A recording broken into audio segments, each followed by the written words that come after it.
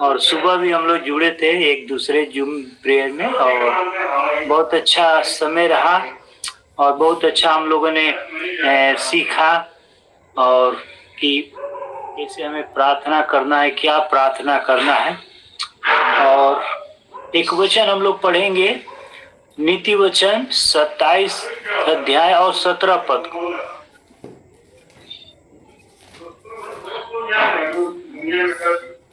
कोई पढ़ेंगे, जोर से पढ़ेंगे। जैसे लोहा लोहे को चमका देता है, वैसे ही मनुष्य का मुख अपने मित्र की संगति से चमकदार हो जाता है। हालेलुया। एक बार और पढ़िएगा, जिस लोहा लोहे को चमकाता है वैसे ही, जैसे लोहा लोहे को चमका देता है, यस, वैसे ही मनुष्य का मुख अपने मित्र की संगति से चमकदार हो जाता है। संगति से, मित्र की संगति से। प्रभु यीशु मसीह ने कहा था कि अब से मैं तुम लोग को दास नहीं कहूंगा लेकिन मित्र कहूंगा। हम सब लोग यीशु मसीह के मित्र हैं और हम लोग आपस में भी भाई बहन हैं।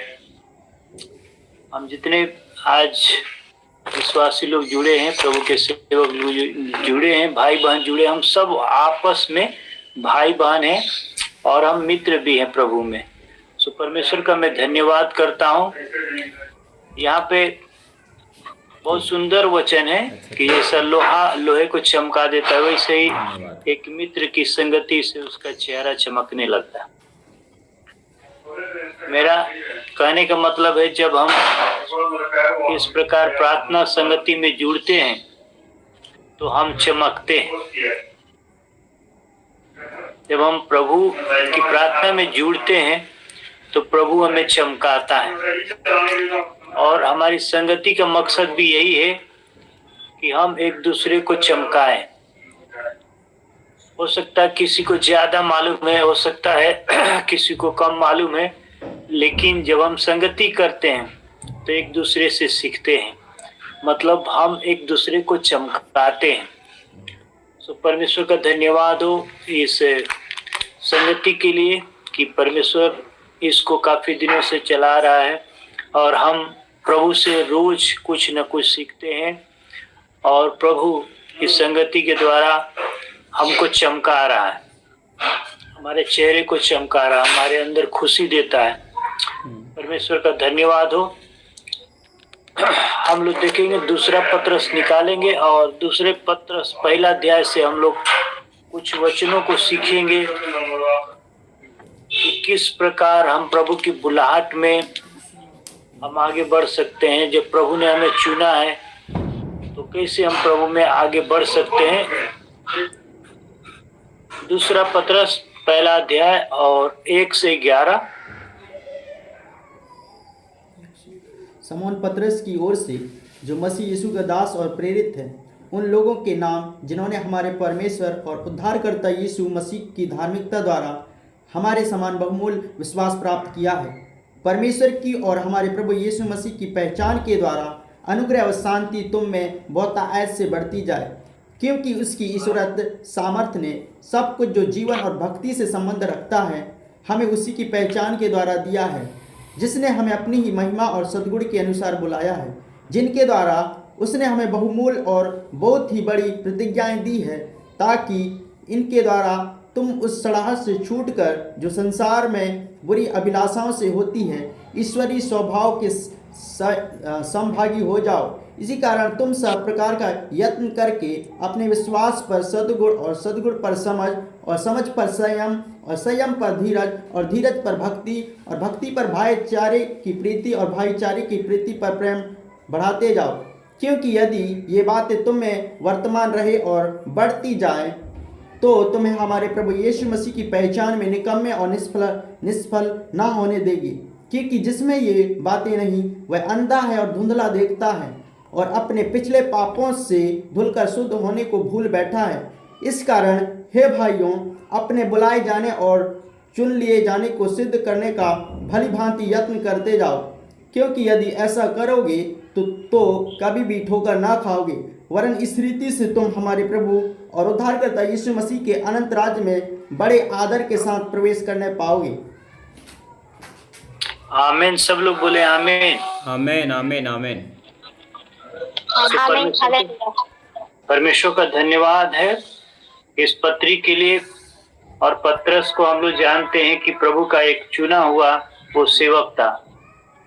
प्रभु ने पत्रस को डांट भी लगाया, यह शैतान मेरे सामने से दूर हो जा, लेकिन फिर भी पत्रस प्रभु के पीछे चला, प्रभु से प्रेम किया।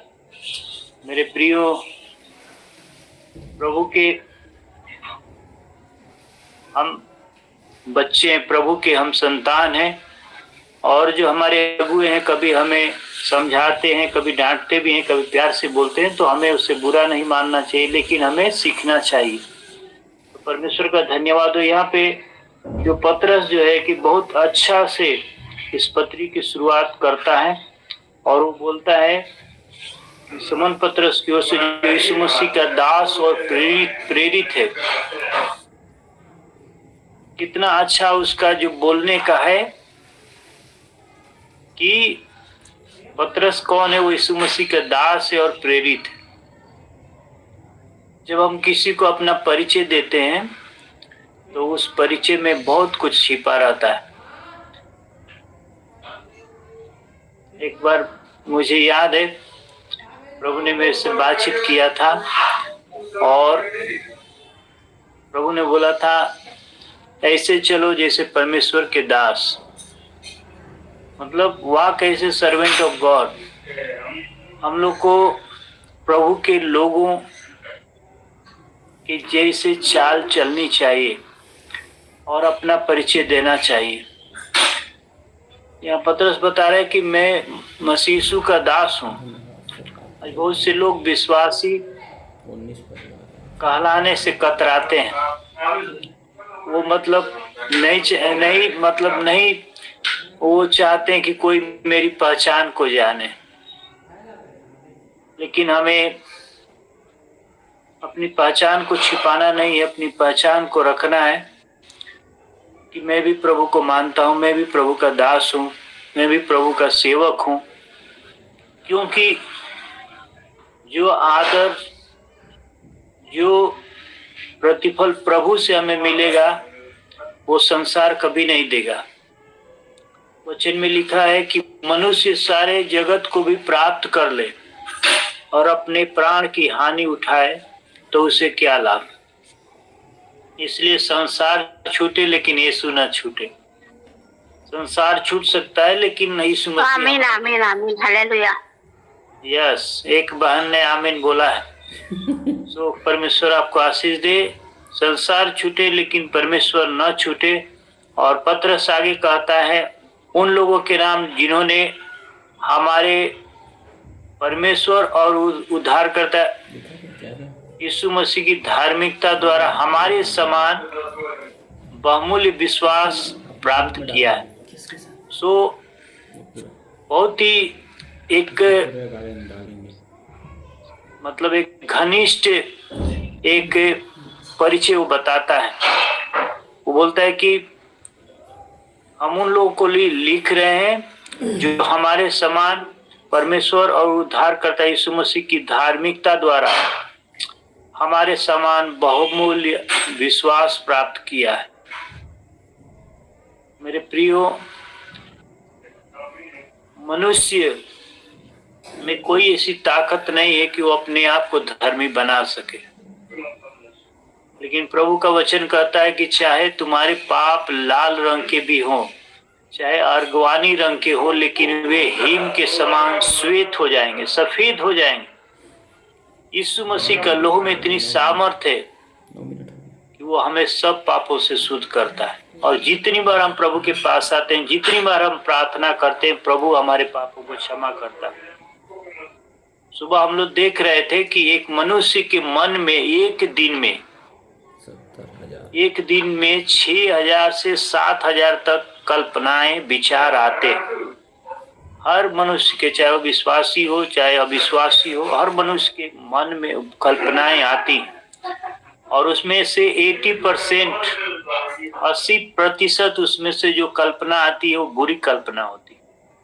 और इसी कल्पना में मनुष्य फंसता है, बुरी कल्पनाओं में। हम लोग देख रहे थे कि कैसे कायन ने अपने भाई को घात किया। उत्पत्ति 4 अध्याय उसके 8 पद में लिखा है तो उसने अपने भाई से बोला कि चलो मैदान में चले, और जब मैदान में अपने भाई के साथ गया तो लिखा है कि उसके ऊपर चढ़ करके उसको घात किया। रात भर उसके मन में वो कल्पनाएं गूंजती होंगी कैसे उसको मारना है, और उसके मन में दुष्ट विचार आया होगा और अपने खुद सगे भाई की वो हत्या करता है। जब बुरे विचार हमारे मन में आते हैं तो आदमी जो है वो अपना पराया नहीं देखता है, लेकिन वो गलत कर जाता है। हम लोग को बहुत ही सोच समझ करके इन कल्पनाओं से हमें लड़ना है। हम लोग ने देखा था, सुबह सीखा था कि पौलुस कहता है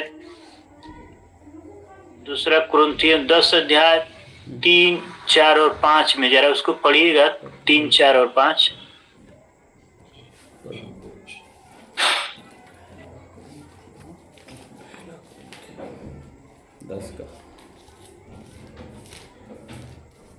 दूसरा कुरिन्थियों 10 अध्याय 3, 4, 5।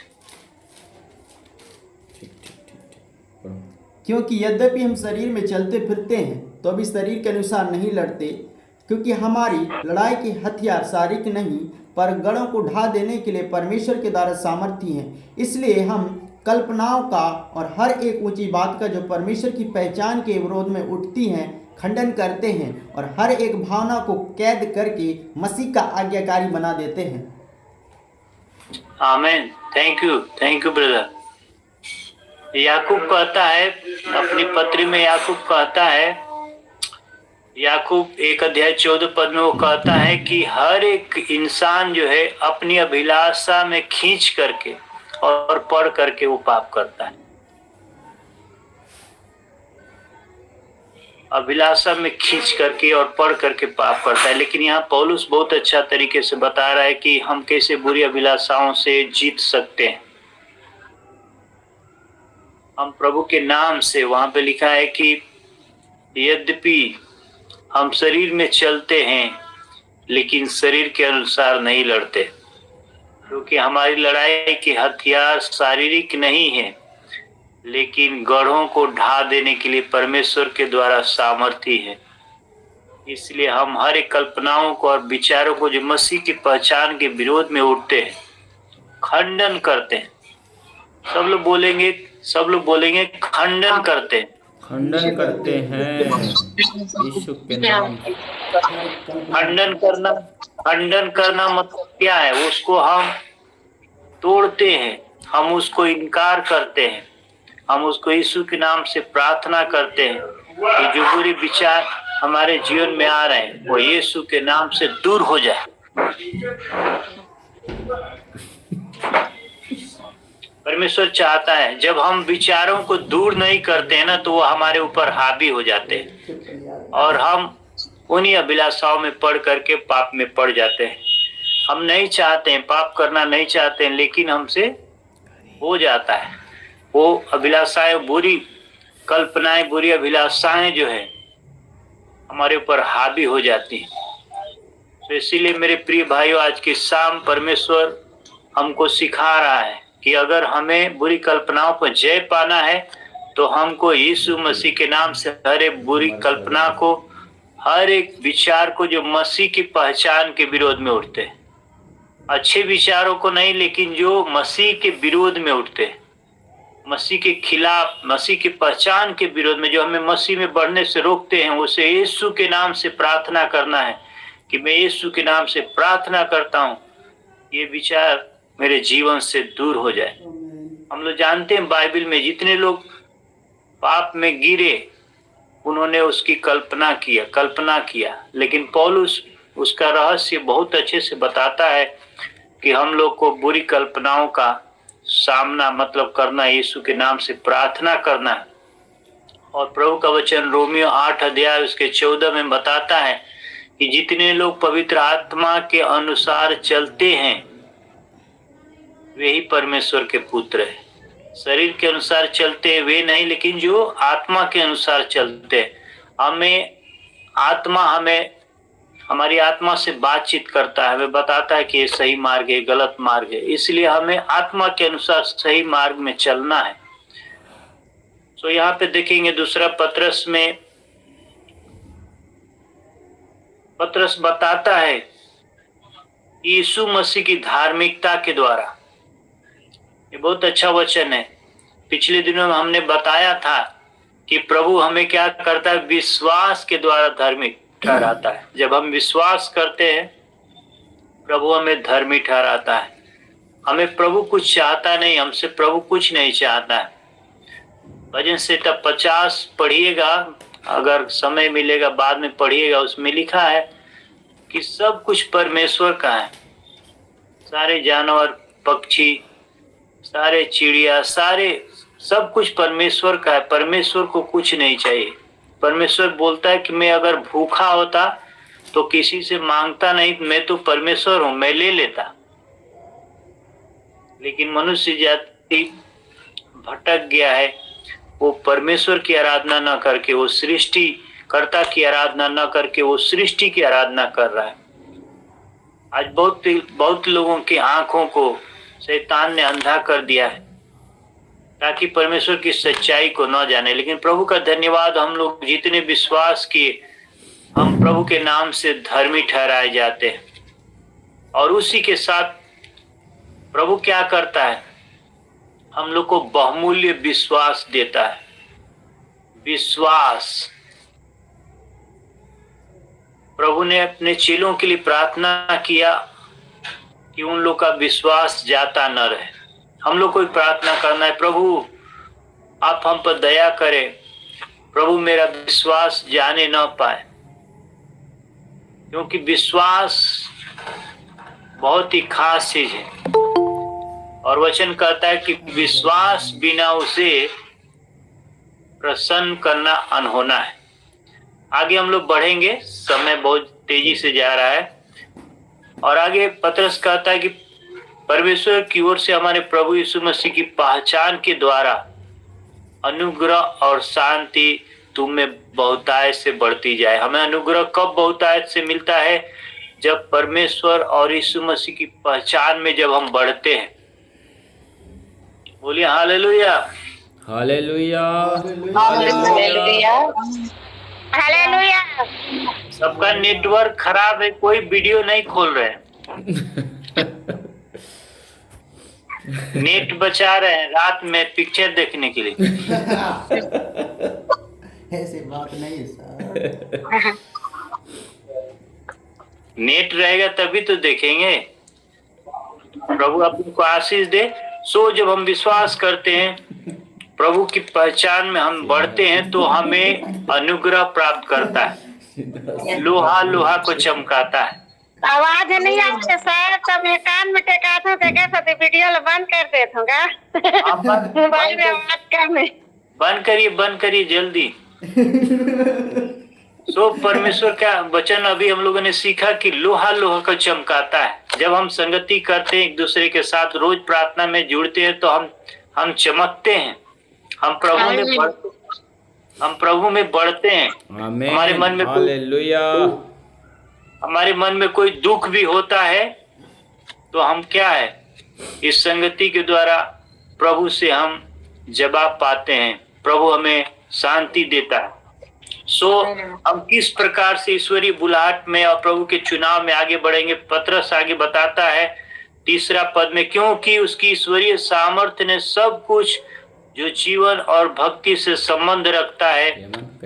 पत्रस बताता है कि हमें उसी की पहचान के द्वारा, जिसने अपनी महिमा और सद्गुण के अनुसार बुलाया है, वो बताता है कि हमें पत्रस बता रहे कि हमें उसके ईश्वरीय सामर्थ्य ने सब कुछ दिया है जो उसके जीवन और भक्ति से संबंध रखता है। मत्ती 6:33 में क्या लिखा है?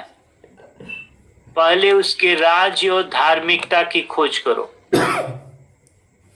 Seek first the kingdom of God and his righteousness। पहले उसके राज्य और धार्मिकता की खोज करो तो सब वस्तुएं तुम्हें मिल जाएगी। कुछ लोग सोचते हैं कि मेरे को हाथी नहीं मिला, घोड़ा नहीं मिला, लेकिन वो वचन सिखाता है कि जो हमें जीवन और भक्ति से जो चीज की जरूरत है, प्रभु की सेवकाई के लिए जो जरूरत है, वो हमें मिल जाएगा। हालेलुया, हालेलुया, हाँ हालेलुया। इसलिए तुम पहले उसके राज्य और धार्मिकता की खोज करो तो सब वस्तुएं मिल जाएंगी। जो आमीन। प्रभु की सेवा के लिए चाहिए, जो प्रभु की भक्ति के लिए चाहिए, वो मिल जाएगा। पतरस कहता है कि हम लोग को मिला, ईश्वरीय सामर्थ्य ने सब कुछ दिया। जीवन भक्ति से संबंध रखता है, उसकी पहचान के द्वारा मिला। किसके द्वारा मिला? उसकी पहचान के द्वारा। जब हम प्रभु को पहचाने, जाने, जब उसके करीब आए, हम लोग गाना गाते हैं ना, यीशु तेरे करीब आने से जीवन मेरा बदल गया। सो परमेश्वर का धन्यवाद हो। 4 पद में लिखा है, जिनके द्वारा उसने हमें बहुमूल्य और बहुत बड़ी प्रतिज्ञा दी है। उस पहचान के द्वारा, उस पहचान के कारण, यीशु मसीह में विश्वास के कारण परमेश्वर हम लोग को प्रतिज्ञाएं देता है। समझिए कि वो चाबी है जो यीशु मसीह ने कहा कि मैं तुम्हें स्वर्ग राज की कुंजियां दूंगा। वो अधिकार प्रभु दिया, वो बहुमूल्य प्रतिज्ञा है। अगर प्रभु का वचन कोई आपको मिलता है, ध्यान से सुनिएगा, प्रभु अगर आपको कोई वचन देता है तो वो बहुत ही बहुमूल्य है। और एक वचन के द्वारा ही हमारी समस्याएं दूर हो सकती है। हम लोग गाते हैं, तेरा एक वचन है काफी, हालात बदल जाएंगे। प्रभु एक वचन है काफी, हालात बदल जाएंगे। प्रत्येक विश्वासी को प्रतिदिन वचन पढ़ना चाहिए और कम से कम एक वचन अपने लिए प्रभु से मांगना चाहिए। आमीन, आमीन, हालेलुया। हम लोग रोटी के चक्कर में पड़ जाते हैं कि हमको रोटी नाश्ता में जल्दी जल्दी मिले, गरम गरम मिले, लेकिन गरम गरम वचन नहीं खोजते हैं। प्रभु से मैं आग्रह करता हूं, प्रभु के दास होकर के, कि परमेश्वर से हमें वचन मांगना है, रोज वचन मांगना है। मेरा भी नेट खत्म हो रहा है, इसलिए मैं वीडियो बंद कर रहा हूं, लेकिन जो मैं बता रहा हूं उस पर ध्यान रखें। उस बहुमूल्य प्रतिज्ञाओं को लेना है। 5 पद में लिखा है, इसी कारण तुम, 5 पद में लिखा है कि इसी कारण तुम सब प्रकार का यत्न करके विश्वास पर सद्गुण, और सद्गुण पर समझ, और समझ पर संयम, और संयम पर धीरज, और धीरज पर भक्ति, और भक्ति पर भाईचारे की प्रीति, और भाईचारे की प्रीति पर प्रेम में बढ़ते जाओ। इन बातों में हमको बढ़ना है।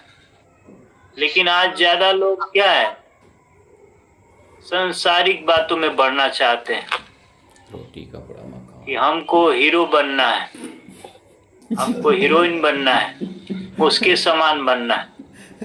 लेकिन प्रभु का वचन पतरस हमें सिखा रहा है कि जब हमें प्रतिज्ञाएं मिलती है, जब वचन मिलता है, तो हमको विश्वास में, और विश्वास के बाद सद्गुण में, और समझ में, संयम में, धीरज में, और भक्ति में, और भाईचारे की प्रीति में, और प्रेम में बढ़ना है।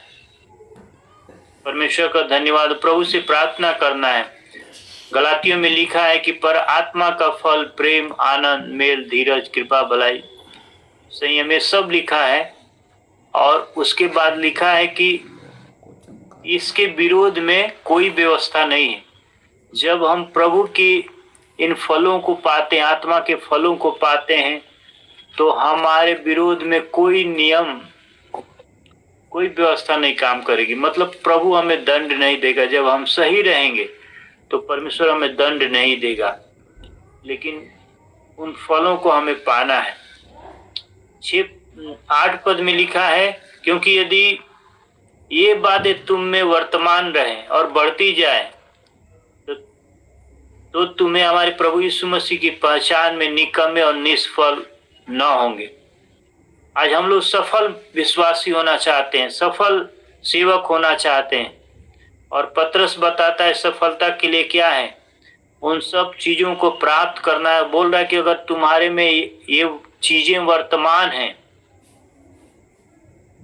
और बढ़ती जाए तो तुम निष्फल नहीं होगे। हम सबको मालूम है, जितने विश्वासी हैं, जितने प्रभु के सेवक हैं, कि परमेश्वर ने इंसान को, मनुष्य को अपने स्वरूप में बनाया। उत्पत्ति 1 अध्याय 26-27 पद में लिखा है कि परमेश्वर ने कहा कि आओ हम मनुष्य को अपने हम स्वरूप में बनाएं। परमेश्वर ने अपने स्वरूप में तो बनाया, लेकिन आदम और हवा ने पाप करके उस परमेश्वर के स्वरूप को बिगाड़ दिया। लेकिन पतरस, पहला पतरस 2:9 में कहता है कि विश्वास के द्वारा हम एक चुने हुए वंश, राज पदधारी, याजकों का समाज और निज प्रजा हो गए। प्रभु ने हमें वो स्वरूप वापस दिया और हमें अपनी प्रजा बनाया, और हमें रॉयल प्रीस्टहुड बनाया। तुम एक चुने हुए राज पदधारी हैं। हम लोग सोचते हैं कि पंडित बड़े हैं, लेकिन हम क्या है, पंडितों के पंडित। कोई हालेलुया नहीं बोल रहा है। आमीन आमीन आमीन कहने का मतलब हम रॉयल प्रीस्टहुड हैं, हम रॉयल हैं, राजकीय पदधारी। और हमको इसके लिए परमेश्वर का धन्यवाद देना चाहिए कि परमेश्वर ने हमारी पहचान लौटा दी।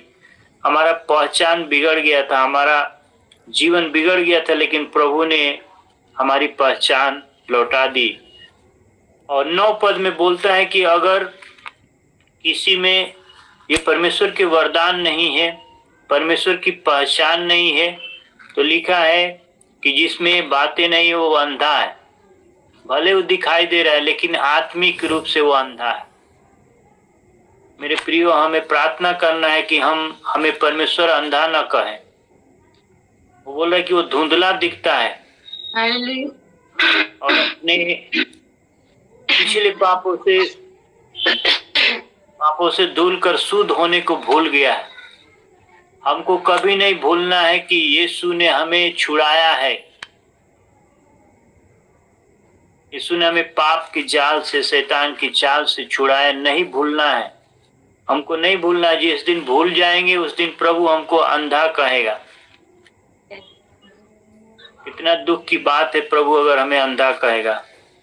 10 पद में लिखा है, इस कारण हे भाइयों, अपने बुलाए जाने और चुन लिए जाने को सिद्ध करने का भली भांति यत्न करो, करते जाओ, लिखा है। क्योंकि यदि ऐसा करोगे तो कभी ठोकर न खाओगे। जब हम अपने जीवन को जांचते रहेंगे, प्रार्थना करते रहेंगे, आराधना करते रहेंगे, संगति में जुड़ते रहेंगे, चमकते जाएंगे, ठोकर नहीं खाएंगे। जब हम कल्पनाओं का खंडन करेंगे, जब बुरे विचारों का खंडन करेंगे, हम जयवंत होंगे, हम ठोकर नहीं खाएंगे। और 11 पद, आखिरी पद में लिखा है, कोई पढ़ दीजिएगा 11 पद।